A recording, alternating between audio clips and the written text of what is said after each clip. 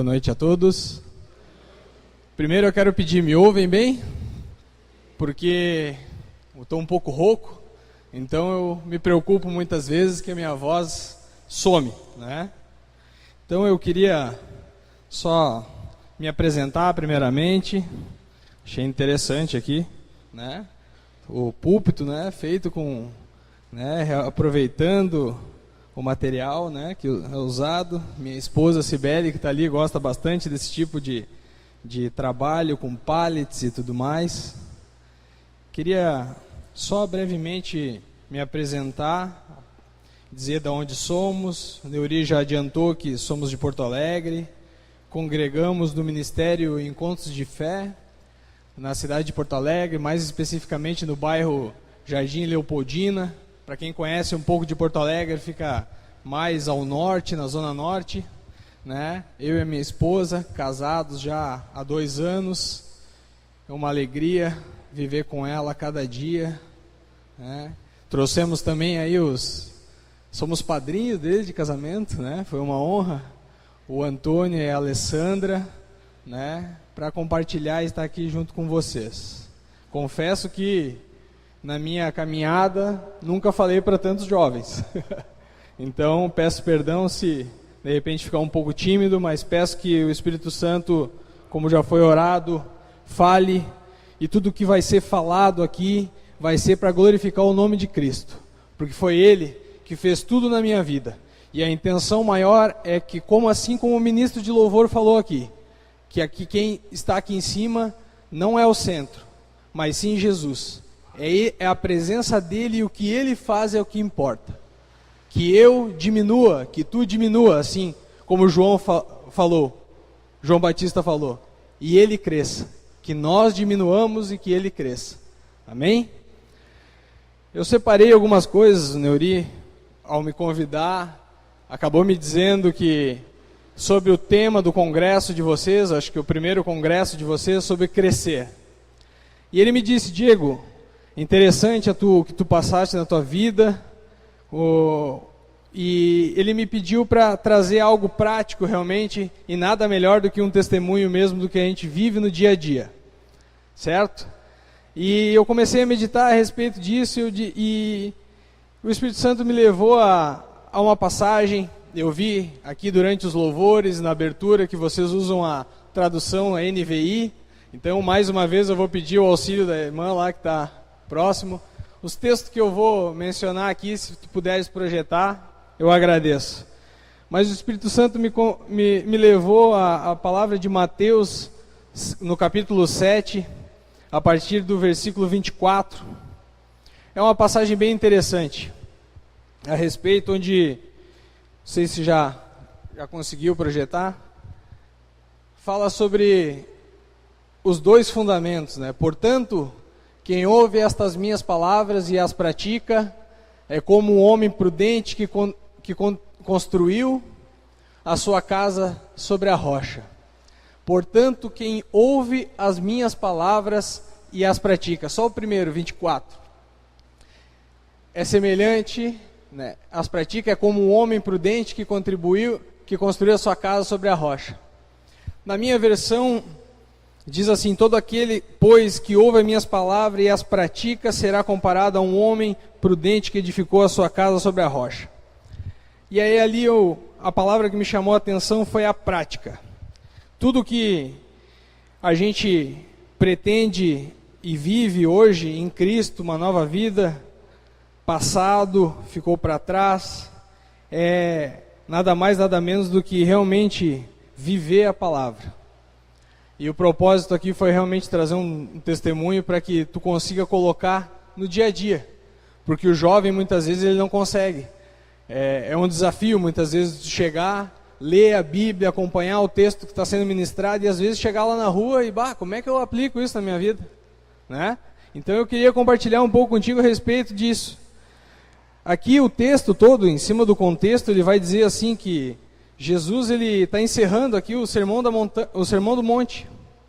Desde lá do início, desde o capítulo 4, ele vem dizendo, ele vem nos instruindo, aliás, desde o capítulo 5, ele vem nos instruindo E o que é interessante é que ele chega e encerra dizendo, enfatizando isso, que aquele que ouve as minhas palavras e as pratica vai edificar a sua casa, a sua vida, a gente pode dizer também, sobre uma rocha.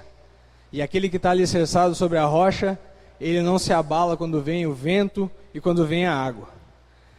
E o interessante é que quando a gente está crescendo e todos aqui estão estudando, muitas vezes a gente se pega numa aula chata, né? Quem é que nunca pegou uma aula de história aí? Eu não gostava de história, né?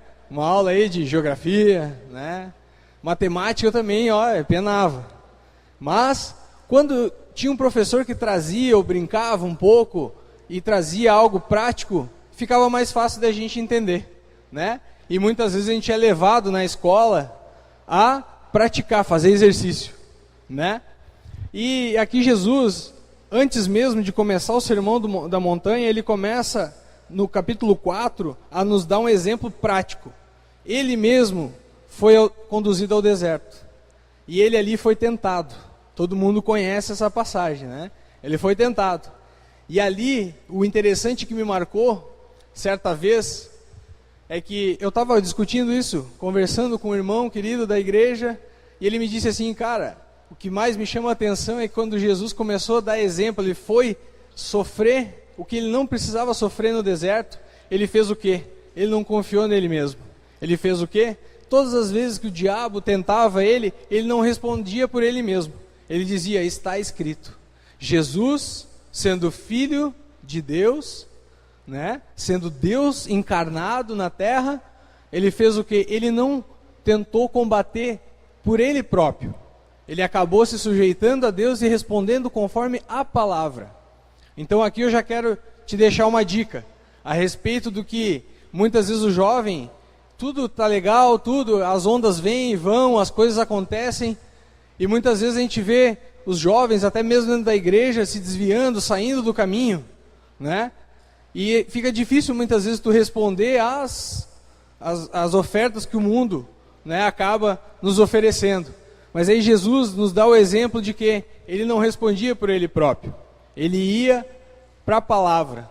E a palavra, como a própria Bíblia nos diz, que Jesus é a palavra, se encarnou como verbo, como diz em João 1.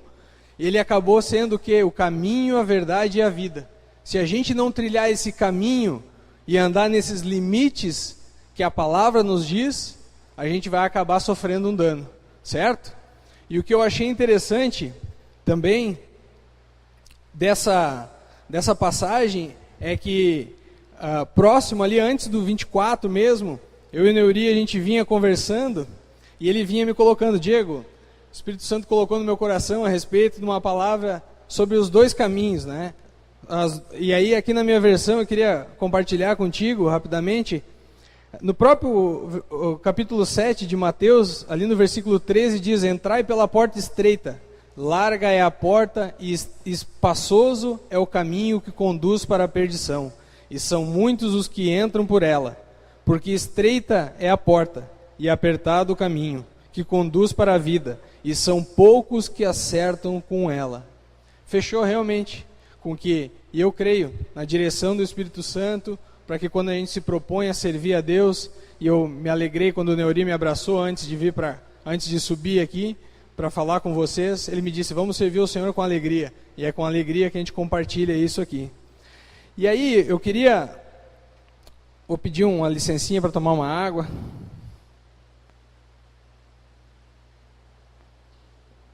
Eu queria adentrar ao que realmente eu creio que fez. Primeiro, o que eu já compartilhei com vocês a respeito da palavra sendo praticada. E aí aqui eu queria compartilhar com vocês um pouco do que foi exercer a palavra, praticar ela na minha vida, em todos os meus desafios, certo? Eu tenho os meus 33 anos já, não parece, né? Parece menos. Espero que eu me sinta assim, jovem até aos outros, né? Queria dizer também que não aparento ser, mas sou um surfista também, gosto de pegar onda aí. Tem algum que gosta de pegar onda aí ou não? Ou só andar de skate? Eu comecei no skate, depois eu fui pro surf. Com 15 anos de idade, já tenho um tempinho, uns 18 anos. Espero que Cristo me dê força para eu continuar até até quando ele quiser. Só vai aumentando a prancha conforme o peso vai aumentando, né? A barriga vai aumentando. Mas então, tenho meus 33 anos já, mas há quase 10 anos atrás, eu vivi a minha vida sem Cristo, sem limites, tive a minha família mal estruturada, meus pais se separaram quando eu tinha 13 anos, minha mãe batalhando para trabalhar e ter ali o pouco que a gente teria que ter para comer, se vestir. E eu me criei sem limites.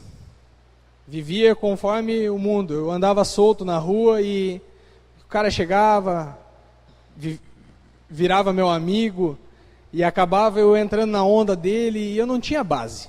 Eu não tinha um alicerce, como a gente comentou no início.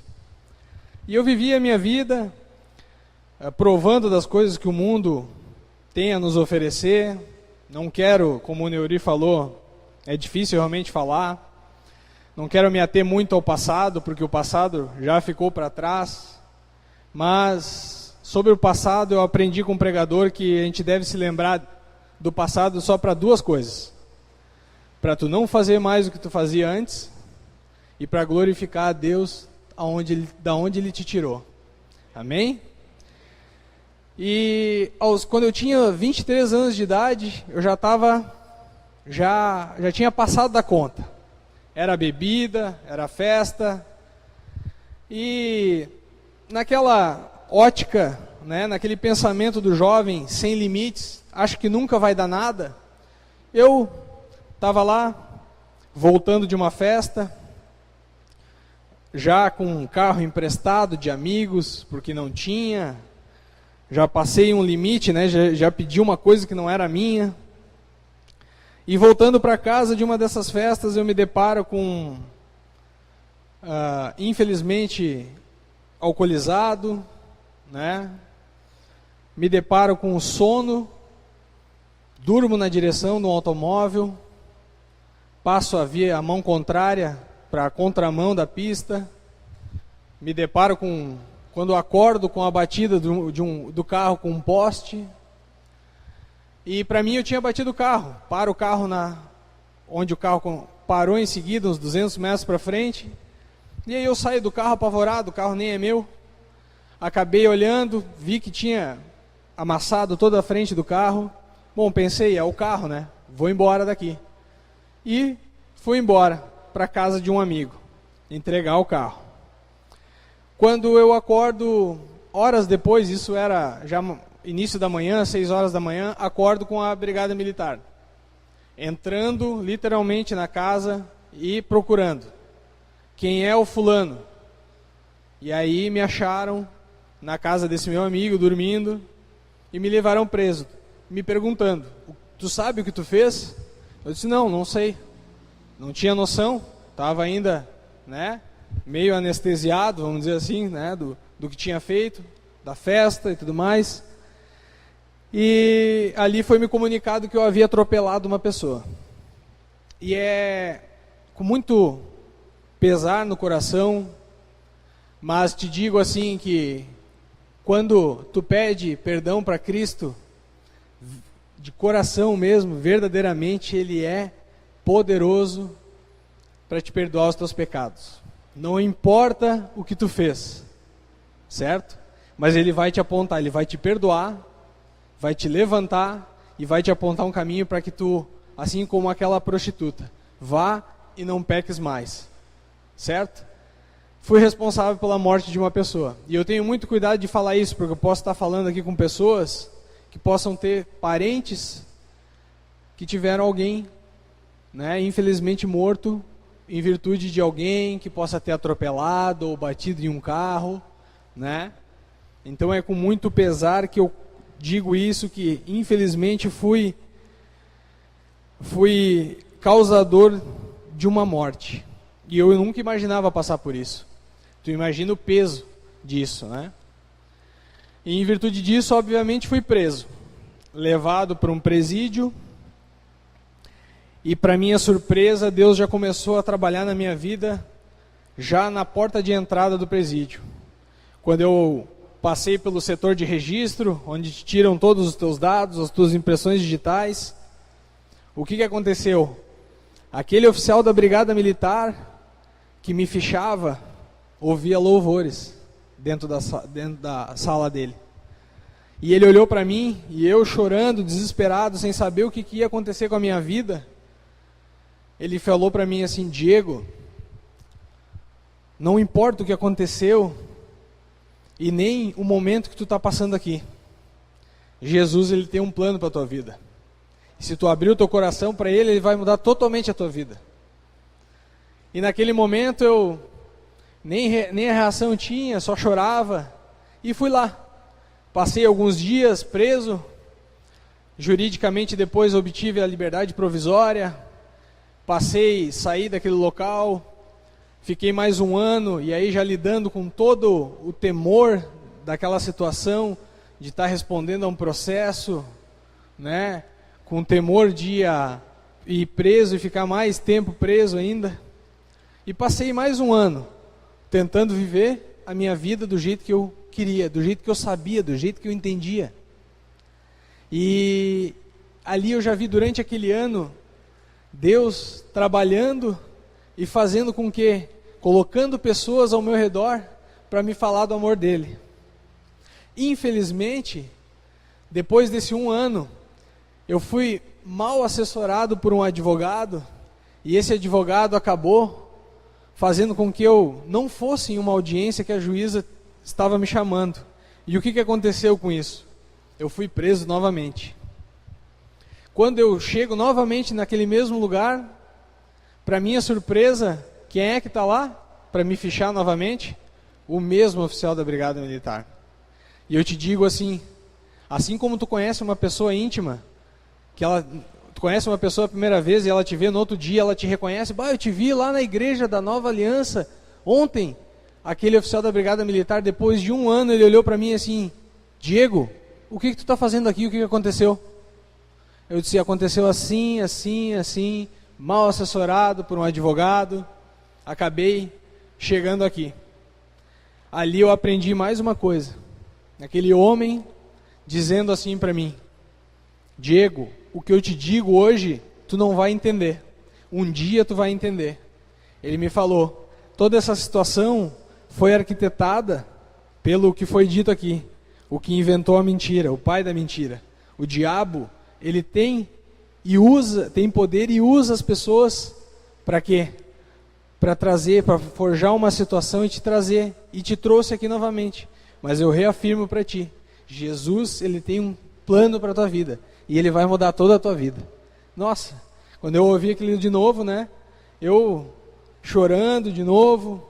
E aí, nessa segunda vez, eu fiquei um tempo um pouco maior. E um tempo dentro de um lugar onde tu está privado da tua liberdade, sem comunicação, é complicado. 1 minuto parece 1 hora para passar. Quem é que hoje já está, e fica o conselho, quem é que hoje já fica angustiado quando não tem o WhatsApp aí perto? Eu fico. Eu trabalho com isso ainda e já fico com, né? Então já fica o conselho, né? O WhatsApp é uma coisa muito boa, mas é algo que tem um ditado popular que se diz que o WhatsApp e Facebook é uma coisa muito legal, mas ela pode trazer alguém que está longe para perto e pode deixar alguém que está perto longe. Daqui a um pouco teu irmão, a tua mãe, a tua namorada, alguém que tu conhece, que tu gosta, tu acaba deixando de lado para falar com as pessoas que estão no outro lado com o telefone. Certo? Então, naquele momento, eu fiz o quê? Fiquei mais dias ali dentro, recluso. Mas foram poucos dias, 16 dias, ao invés de outras pessoas que ficam anos, né? E também Deus transforma e muda, mas para mim parecia uma eternidade. Fiquei aqueles 16 dias ali, somados com a primeira vez, mais 5 dias, deram ali o total de 21 dias. E eu já não sabia mais o que ia acontecer comigo. Fui a uma audiência, preso, né? Andando nesses furgões azuis que passam aí, volta e meia a gente vê na BR andando, esses escritos SUSEP. Uma coisa muito forte que me marcou muito, mas enfim. E eu fui até a audiência. Para a glória de Deus, o pessoal da empresa que eu trabalhava me ajudou trocando de advogado para que eu pudesse ser melhor assessorado dessa vez.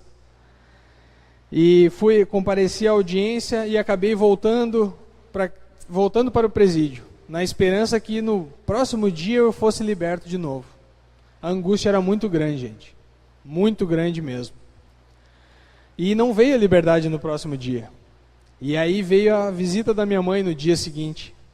E eu já conformado, sem saber o que ia acontecer da minha vida, eu já estava conformado. Bom, eu acho que eu já vou ficar aqui uns 2, 3 anos para cumprir a minha pena.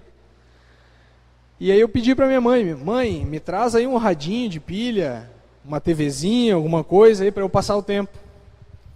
Mas a minha mãe me trouxe essas bíblias que o pessoal evangeliza e traz e leva aos presídios. Normalmente é o Novo Testamento ou todo o Velho e o Novo Testamento.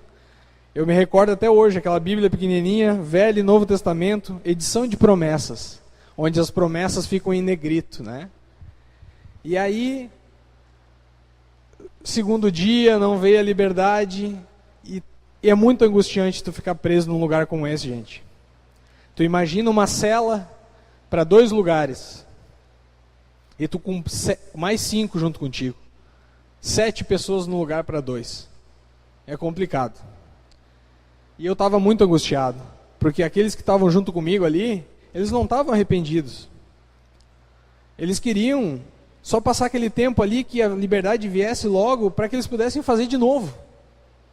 Eu vou sair daqui, eu já vou fazer de novo, eu quero fazer mais e vamos embora. É o dito vida louca.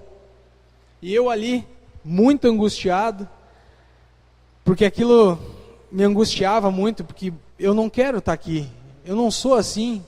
Não que eu me achasse melhor do que os outros, mas eu nunca imaginava que eu pudesse passar por aquilo.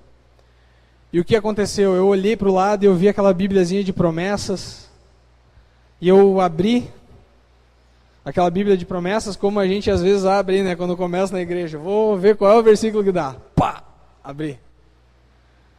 Abri no meio dela, e o que tem no meio dela, né? Salmos.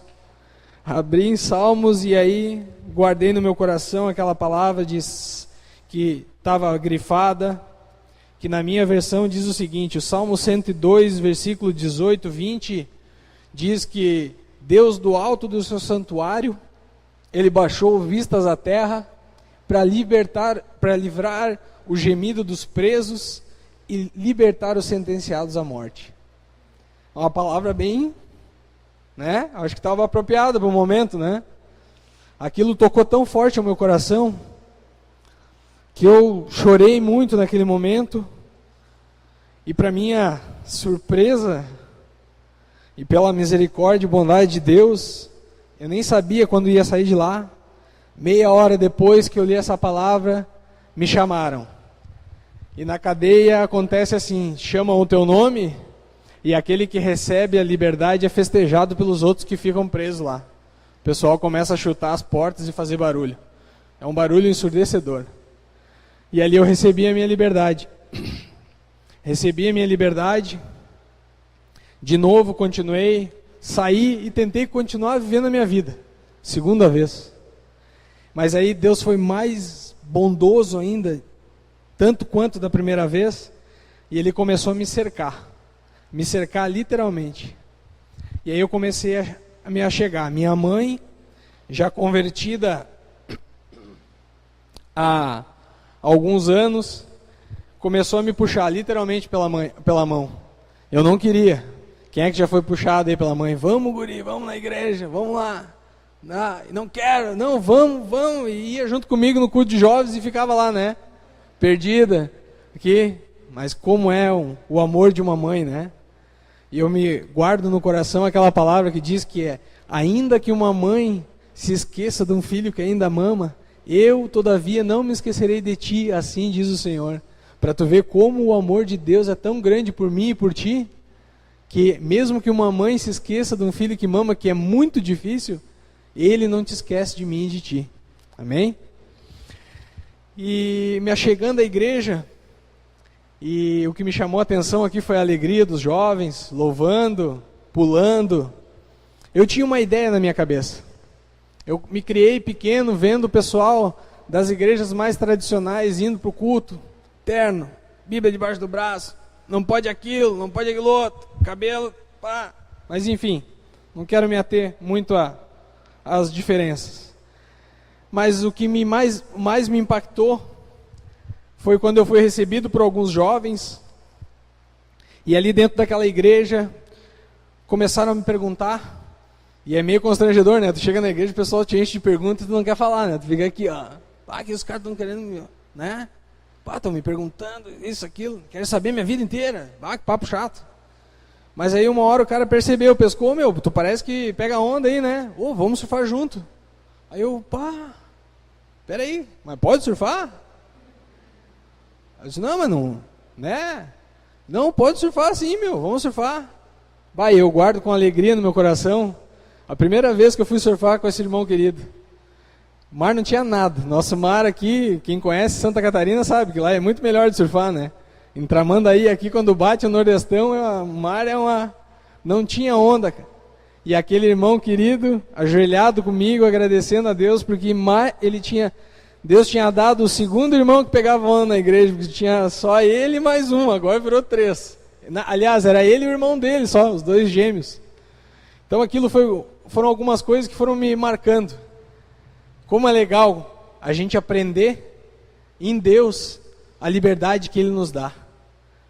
A palavra de Deus diz que conhecereis a verdade e a verdade vos libertará. E outra passagem que é muito... Ali eu aprendi com aquele irmão depois que me abraçou, andou junto comigo. Foi semelhante a um discipulado, sabe? O cara que anda junto contigo e te diz, meu, vai para aqui, vai para ali, não vai para lá. E ele foi me ensinando, e algo que me marcou o coração foi aquela passagem de Coríntios que diz que tudo me é lícito, mas nem tudo me convém fazer. Aí eu, tudo me é lícito. Primeiro que o trecho, né, é meio estranho, né? Mas acho que consegue projetar, meu irmão? Lá, consegue projetar? Acho que eu tinha anotado aqui, 1 Coríntios 6:12, né? Vamos ver, enquanto eu tomo mais uma aguinha.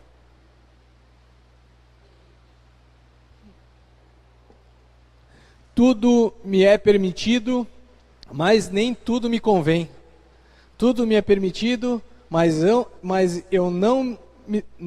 não deixarei que nada me domine. E ali ele começou. Me dá o quê? Exemplo prático. Certa vez a primeira vez que ele usou essa palavra, eu creio, guiado pelo Espírito Santo, foi numa situação que eu e tu pode ser jovem, mas alguns aqui já devem estar trabalhando, e às vezes por tu estar indo na igreja, as pessoas chegam para ti assim, tipo, o cara ali vai na igreja, ele não pode fazer tal coisa, né? Daí ele já te exclui. E esse irmão querido, ele estava lá no setor de trabalho dele, o pessoal marcando um happy hour, aquelas coisas, festinha, confraternização do setor. Aí disseram, e o Daniel? Não, o Daniel não pode, que é esse irmão querido que me ajudou bastante. Ele lá não pode porque ele vai na igreja. E aí ele escutou. Ele escutou e disse o seguinte, cara, por que tu disse que eu não posso ir? Não, porque tu vai na igreja e tal. Não, eu posso ir. Mas existe uma diferença muito grande eu não poder ir e em eu não querer ir. Tu não quer ir porque tu é da igreja. Não, eu não quero ir porque eu sei o final que isso vai dar. Então ali foi uma atitude prática, né? E tudo isso que eu fui vivendo com a palavra prática, eu quero reafirmar. Eu creio que vem de encontro com o que vocês têm se proposto nesse congresso de crescer. Quando tu pratica algo, tu cresce, tu melhora, tu progride. É que nem todo mundo cita muito médico, né? Vamos botar um exemplo prático, médico cirurgião. De tanto ele operar, ele vai praticar, e ele vai ficar bom naquilo. Ele vai crescer, ele vai poder fazer coisas melhores. Assim também é com atividade normal, atividade mais simples. Tu vai crescendo, tu vai aprendendo, né? Todo mundo passa pelo estágio, né? No trabalho ou na escola, quando tu vai progredindo de série também. Então eu fui praticando isso e não pense que foi fácil, não pense que foi de uma hora para outra. E outra passagem que me consolou muito durante a caminhada toda, esse acidente que ocorreu comigo, ele ocorreu em 2006. E o desfecho final de tudo isso foi se dar só em 2014. Olha aí, 8 anos, né? Então era muito sofrimento, eu não sabia o que ia ser do meu futuro. Uma ficha, um antecedente criminal na ficha de uma pessoa, ela pode fechar muitas portas, certo? Mas eu quero dizer para ti, mais do que fechar muitas portas, um registro na tua ficha aqui, nesse mundo, algo que tu saia fora do caminho de Deus, ele pode repercutir no que tu vai viver na eternidade, que está proposta para ti. São coisas que a gente pode semear nos limites e no caminho que Cristo tem proposto para nós, que pode realmente repercutir, fazer diferença na nossa vida, no futuro. Eu escutei certa vez um pregador falando o seguinte: meu amigo, tu quer uma vida fácil agora? Nesse momento, viver só tranquilão? No futuro tu vai ter uma vida difícil, porque tu não vai plantar. Mas agora, se tu tiver uma vida de esforço, uma vida regrada, disciplinada, nesse momento, na tua juventude, construindo a tua casa, alicerçando a tua casa na rocha, tu vai viver uma vida de paz, certo? E outras palavras vieram me consolar nesse momento de angústia. Outra palavra que eu guardei muito no meu coração foi Salmo 126, que dizia: eu chorava muito, muito angustiado com tudo que eu passava, com as más notícias do que ia ser no meu futuro. E Salmo 126 dizia ali que quem anda chorando, né, semeia com lágrimas, com alegria ele vai colher, né? Eu não vi aquilo naquela época, mas hoje eu colho os frutos com alegria. E um dos frutos que eu posso dizer é uma vida nova em Cristo e a minha família, a minha esposa que está aqui junto comigo. E outras palavras que me marcaram bastante, é uma palavra que me marcou fortemente o coração, que é Provérbios 3, o capítulo 3, os versículos 5 e 6, diz o seguinte: confia no Senhor de todo o teu coração, e não te estribes no teu próprio entendimento. O cara puxou a versão lá do, né? Não te estribes, não te apoia no teu próprio entendimento. Muitas coisas podem vir, muitas ideias podem vir, muitos convites podem vir e povoar os teus pensamentos. E se esses pensamentos descerem para o coração, eles vão gerar coisas que podem te causar um dano muito grande, certo? E eu guardei essa palavra no meu coração e comecei a praticar. Quando eu tiver o desafio, quando eu tiver a proposta lá, eu vou confiar no quê? Não vou confiar no meu próprio entendimento. Eu vou me encher da palavra. Chegava momentos, gente, por ter tido contato com festa e tudo mais, isso causa uma dependência também. E eu lutava contra isso, né? Quem que não luta contra a própria vontade, né? Muitas vezes a nossa natureza é pecaminosa, ela vai tentar te empurrar para o erro. Mas eu aprendi, também na comunhão com o irmão, cara, a hora que tu te sentir assim, goela abaixo, senta e vai ler a Bíblia, vai orar. E eu segui aquele conselho. Tinha uma vez que eu estava muito angustiado, querendo sair de novo e tudo mais, e eu peguei e sentei e disse: não, agora vai ter que parar isso. E eu fiquei lendo. Não deu meia hora, eu já não estava mais com vontade daquilo. Eu estava o quê? Me alimentando. Aprendendo o quê? a andar nos limites que Deus tem pra gente. E depois de tudo isso, depois de passado esses anos todos de desafio, próximo aí do ano de 2014, como eu havia falado, Deus começou a fazer maravilhas no meio de tudo, de toda a minha vida. Na época que eu me acidentei, lá em 2006, eu cursava engenharia elétrica na PUC em Porto Alegre. Eu perdi bolsa que eu tinha de desconto de 50%. Foi tudo por água abaixo. Eu costumo dizer que eu fui para o charco de lodo, mas Jesus, ele pegou e me arrancou de lá. Ele começou a restaurar tudo. Esse provérbio que eu falei para vocês agora há pouco, ele diz: confia no Senhor de todo o teu coração, não te apoia no teu próprio entendimento. E o versículo 6 vem dizer o seguinte: reconhece Deus em todos os teus caminhos e Ele vai endireitar as tuas veredas. Ele vai fazer uma estrada toda esburacada, uma estrada nova, limpa, certo? E Deus começou a trabalhar, Ele começou a fazer. Ele começou a endireitar as veredas, endireitar a estrada. E Deus colocou a Cibele no meu caminho, que é uma bênção na minha vida. E Ele começou a fazer tudo novo. Ele começou a projetar família. Ele começou a resolver as situações de trabalho também. Ele me conduziu a continuar, a voltar ao curso de engenharia. E Ele fez aquilo que Ele se propõe, que a palavra se propõe. Aí eu remeto de novo em algo que eu lia, cria e pedia: Deus, eu quero uma vida nova em Ti, porque eu sozinho não consigo, pelo meu pensamento e pelos meus sentimentos eu não consigo. E Jesus começava a falar forte ao meu coração, em 2 Coríntios 5, 17. Aquele que está em Cristo é uma nova criatura. As coisas velhas ficam para trás e tudo se faz novo.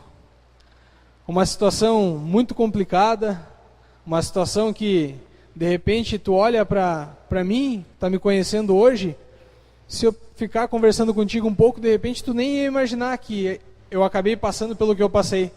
Às vezes eu conto para as pessoas quando eu conheço elas a primeira vez, e elas ficam apavoradas: bah, cara, tu nem parece. Primeiro, tu não parece surfista, e não parece que tu passou por tudo isso que tu passou. Mas eu creio que mesmo nessa diversidade, Jesus tinha um plano para a minha vida. E o interesse maior aqui, como foi orado no início, e eu disse no início, a honra e glória é para Cristo. Amém? É que através dessa história de vida, esse testemunho, assim como eu fui edificado por vários testemunhos, eu pudesse ter uma vida transformada também, tu possa crer no teu coração que Jesus, ele pode fazer infinitamente mais do que tudo que tu imagina e que tu pode pensar. Amém? E quero compartilhar contigo algo que eu não tinha notado. Nem olhos viram, nem ouvidos ouviram, e nem jamais penetrou no coração humano aquilo que Deus tem preparado para aqueles que o amam. Ama Jesus de todo o teu coração, e Ele vai endireitar o teu caminho, Ele vai fazer tudo novo, e Ele vai te dar um futuro, assim como eu não imaginava ter. Hoje, para a honra e glória de Deus, eu boto nesse nível. Em primeiro lugar, se eu posso falar alguma coisa de mim, eu digo que sou um cristão. Em primeiro lugar, isso tem o maior valor para mim. Em segundo lugar, eu sou um marido e futuramente você é um pai. E em terceiro lugar, eu sou um engenheiro, pela misericórdia e bondade de Deus. Amém? É isso que eu queria compartilhar com vocês e agradecer a atenção de vocês. Amém?